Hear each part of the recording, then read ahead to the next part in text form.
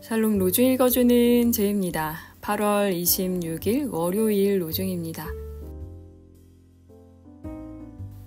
주님께서 내 생명을 죽음에서 건져주시고 내가 생명의 빛을 받으면서 하나님 앞에서 거닐 수 있게 내 발을 지켜주셨기 때문입니다. 시편 56편 13절.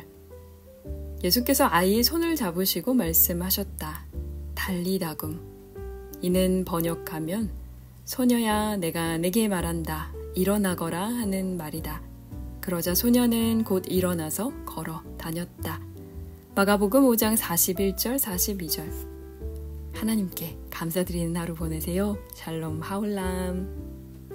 오늘 우리가 함께 읽은 가르침의 본문은 예수님의 치유 이적 중에 매우 독특한 본문 중 하나입니다. 예수님이 여자아이의 손을 잡고 이야기를 하세요. 달리다 굼. 근데 복음서에는 이게 참 친절하게 괄호 속에 번역이 되어 있습니다. 이는 번역하면 소녀야 일어나거라 하는 말이다. 달리다 굼은 아람어죠. 예수님은 실제로 아람어를 쓰셨을 겁니다. 마가복음의 저자는 그런 고증들을 잘 했던 것 같아요. 물론 지명이나 이런 게 오류가 좀 있는 경우도 있습니다. 그러니까 그냥 소녀야 일어나라 라고 말하면서 손을 잡고 일으키셨다 라고 해도 되는데 굳이 달리다 굼이라는 말을 써요. 그러니까 예수님이 실제로 이 일을 했다는 걸 강조하고 싶었던 거겠죠. 근데 여기에 중요한 키포인트가 하나 있습니다. 손을 잡고 말씀하셨다는 거예요. 우리는 하나님은 말씀에 능력이 있는 전능자이시라 말씀만 하시면 뭐든지 이루어진다 라고 믿고 생각하고 있어요. 예수님은 하나님의 아들이시기 때문에 말씀의 능력으로 모든 걸 하실 수 있는 분이다 라고 또 생각을 합니다. 근데 예수님의 치유사역, 이 치유사역은 두 가지인데요. 질병을 고치는 것과 귀신을 쫓아내는 치유사역이 있어요. 이 예수님의 두 가지 치유사역에 두드러지게 나타나는 특징이 귀신을 쫓아낼 때는 말씀으로만 쫓아내세요. 썩 물러거라, 사탄아 물러가라 이러신단 말이에요.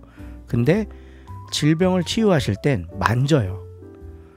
근데 이건 그냥 질병이 아니라 소녀가 죽은 상황이었거든요. 근데 예수님이 그 죽은 시체에 손을 만지는 겁니다. 이건 당시 유대 율법에서는 굉장히 불경스럽게 여기던 행동이었어요. 죽은 자를 처리하는 예법이라는 게 있는 거거든요. 근데 예수님은 그 예법을 넘어서십니다. 왜냐하면 생명을 구하시기 위해서. 생명을 구하시는 예수님의 사역은 경계를 넘어섭니다. 사람들이 그어놓은 안 된다고 하는 것들을 과감하게 뛰어넘어 버리십니다. 사실 예수님이 십자가에 달려 죽으신 건 그것 때문이거든요. 자꾸 사람들이 경계 쳐놓은 거를 넘어가시는 거예요. 안식일법 어기시고 성전법 어기시고 성전에서 헌금 거두는 사람들한테 저 가난한 사람들 삥 뜯는 나쁜 놈들이라고 욕하시고 성전 지도자들이 용인해준 성전 안 밖에서 물건을 사고 파는 상인들을 내쫓으시면서 이 집은 하나님의 집은 기도하는 사람들의 집이다 라고 이야기를 하세요.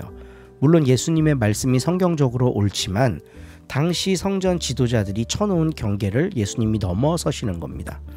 율법적으로 해도 된다고 똑똑한 성전 지도자들이 규정해 놓은 거거든요.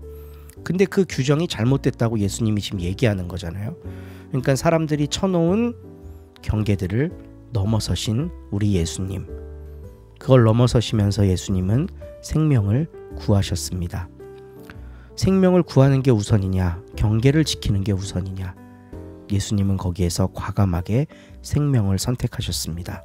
오늘날 우리들의 교회들도 그런 선택을 할 수 있었으면 좋겠고, 우리 일상에서 마주하는 수많은 일들 가운데 생명을 더 증진시키는 일이 있다면 우리 서로 공동체는 그 자리에 서 있을 수 있다면 좋겠습니다. 오늘도 좋은 하루 되세요. 4장.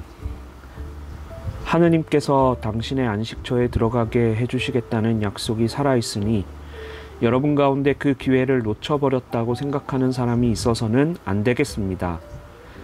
우리도 그들과 마찬가지로 그 기쁜 소식을 듣지 않았습니까? 그들은 복음의 말씀을 듣고도 그것을 믿지 않았으므로 그 말씀이 그들에게 아무런 소용이 없었습니다. 이것은 하느님께서 내가 노하여 맹세한 대로 그들은 결코 나의 안식처에 들어오지 못하리라고 말씀하신 대로입니다. 그러나 우리는 믿었기 때문에 그 안식처에 들어가게 될 것입니다. 사실 하느님께서도 세상을 창조하셨을 때에 일을 다 마치시고 쉬셨습니다. 이것은 일곱째 날에 관하여 성서 어디엔가 하느님께서는 당신의 모든 일을 마치시고 일곱째 날에 쉬셨다고 기록한 말씀대로입니다. 다시 한번 말하지만 그들은 결코 나의 안식처에 들어오지 못하리라고 하셨는데 과연 그들은 먼저 그 기쁜 소식을 전해 듣고도 순종하지 않은 탓으로 그 안식을 누리지 못하였습니다. 그러나 다른 사람들이 안식을 누릴 기회는 아직도 남아 있습니다.